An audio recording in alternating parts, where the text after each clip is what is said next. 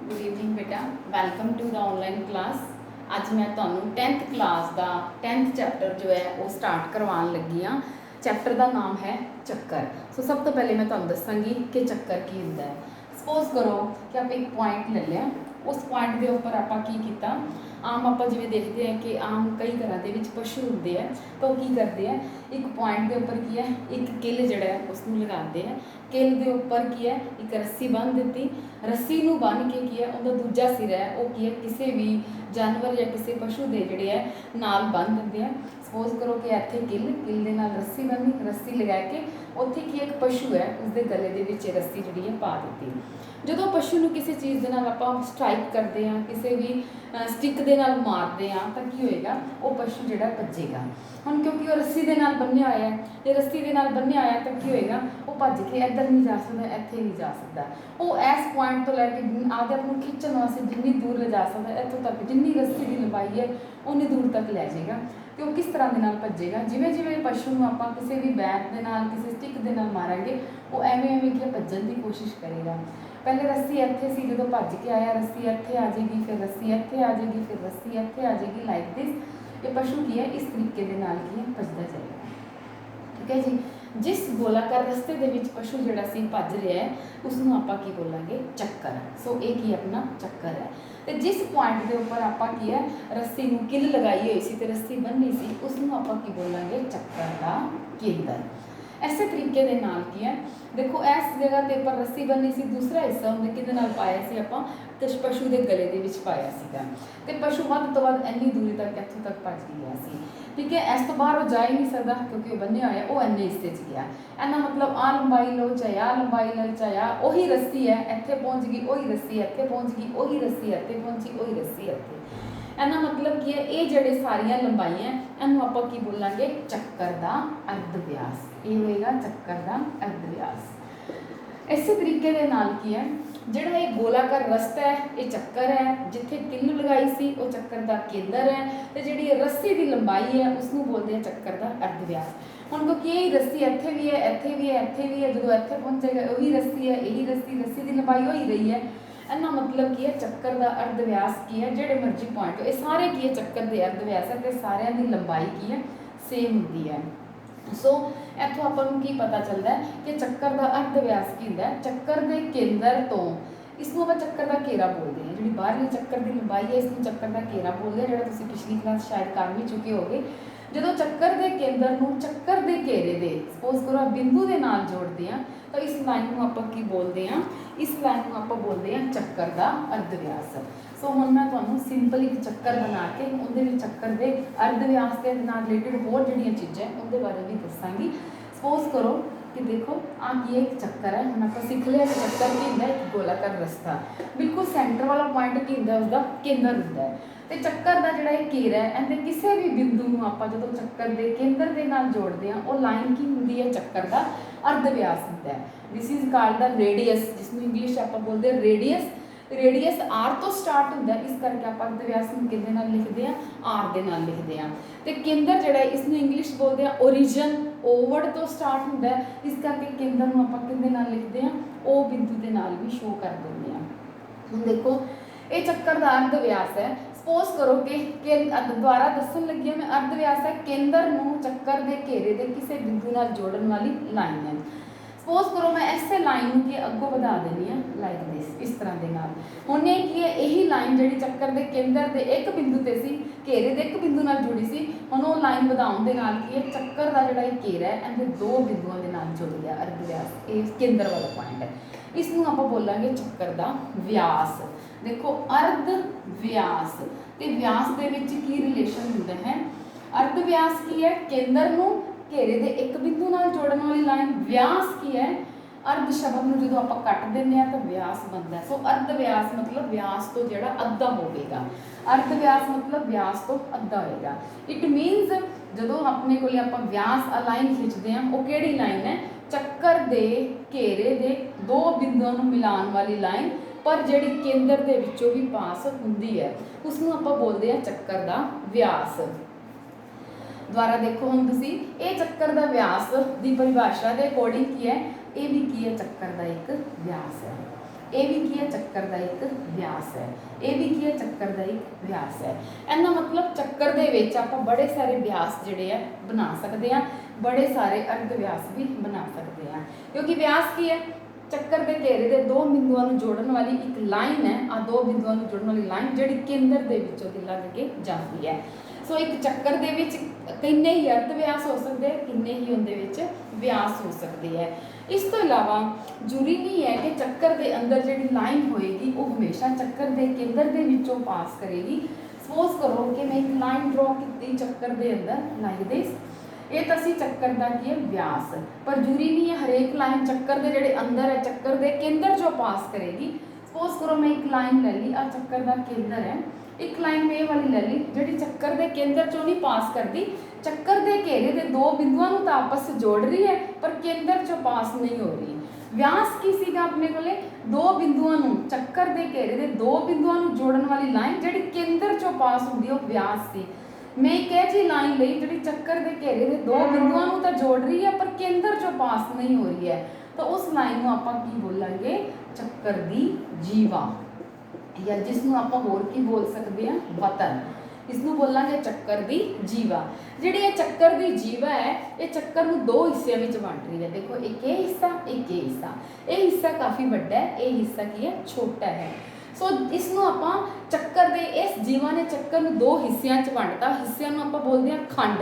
इहदा मतलब दो चक्कर के खंड बन गए जिसनों आपां की बोलांगे चक्री खंड। की बोलांगे आपां इसनूं चक्री खंड। जिहड़ा छोटा खेतर है या छोटा है खंड उसनूं आपां बोलांगे लघु चक्री खंड। इसनूं आपां जिहड़ा वड्डा है इसनूं आपां बोलांगे दीर्घ चक्री खंड। इहदा मतलब जिहड़ा मैं डार्क कर रही हां पोर्शन इसनूं आपां की बोलांगे लघु चक्री खंड।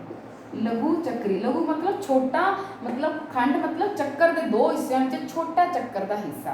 तो इस सारी की सारी जिहड़ी जगह है इसनूं आपां की बोलांगे दीर्घ चक्री खंड।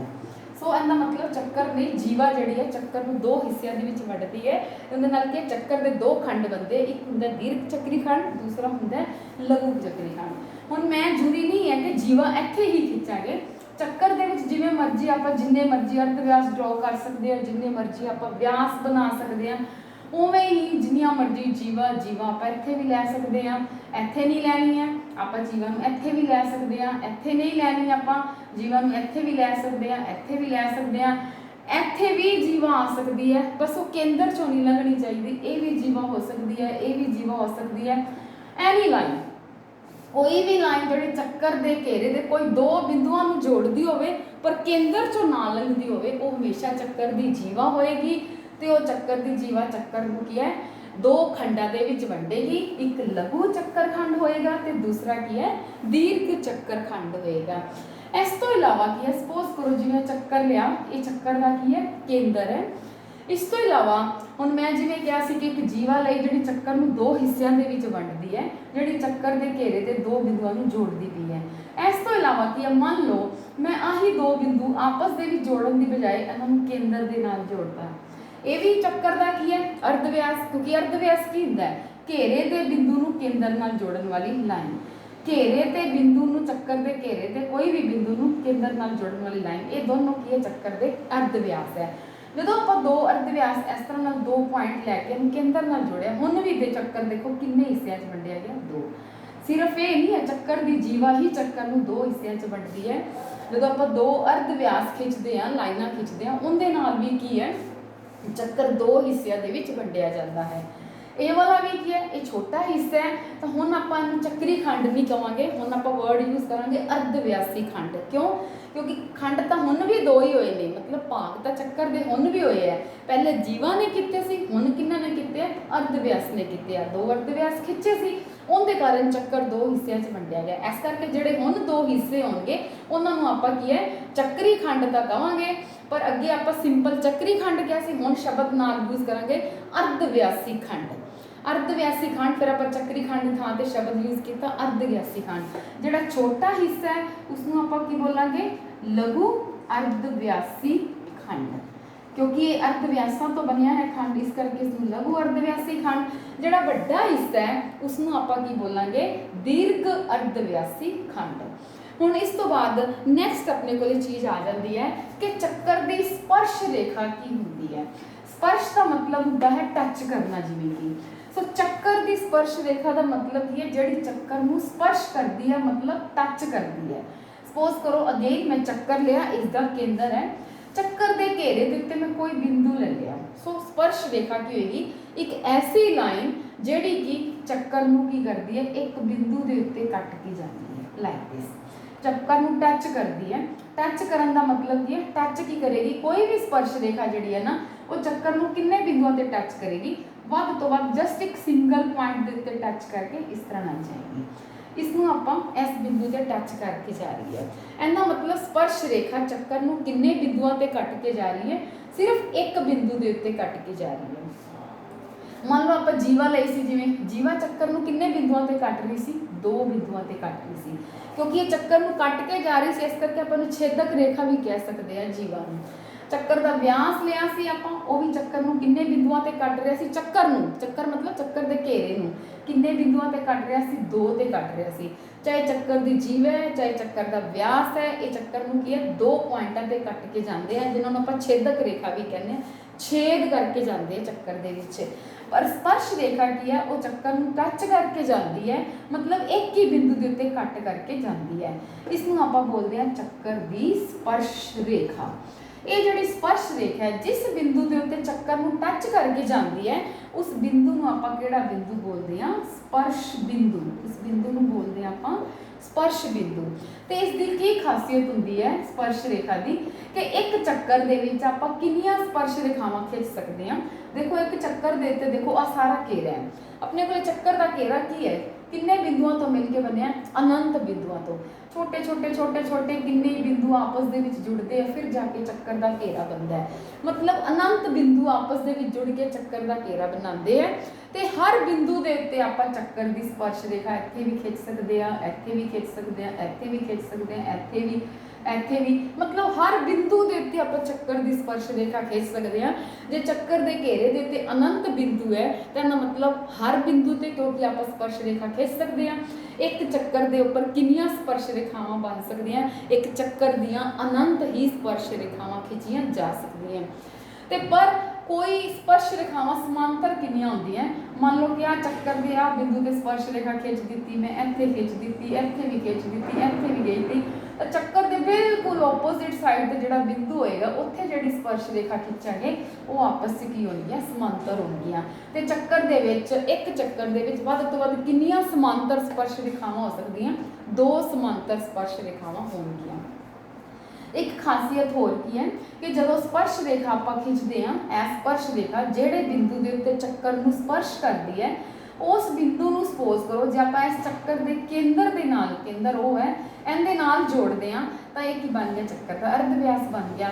ਉਹ ਰੇਖਾ ਤੇ ਦੋਨਾਂ ਦੇ ਵਿੱਚ ਕੋਣ ਕਿੰਨਾ ਹੋਏਗਾ, ਹਮੇਸ਼ਾ 90 ਡਿਗਰੀ ਦਾ ਕੋਣ ਹੋਏਗਾ।